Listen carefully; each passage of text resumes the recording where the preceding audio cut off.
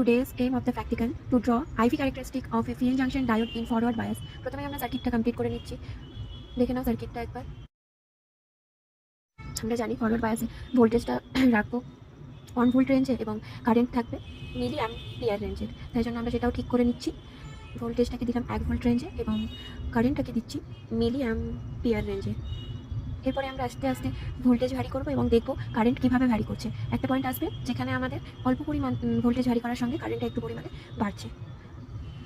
এরপরে তোমরা অবশ্যই ভোল্টেজ এবং কারেন্টের মানগুলো খাতায় লিখে নিয়ে অবশ্যই ভোল্টেজকে এক্স অ্যাক্সিস বরাবর এবং কারেন্টকে ওয়াই অ্যাক্সিস বরাবর পুট করে আইভি ক্যারেক্টারিস্টিকটা করে নিবে।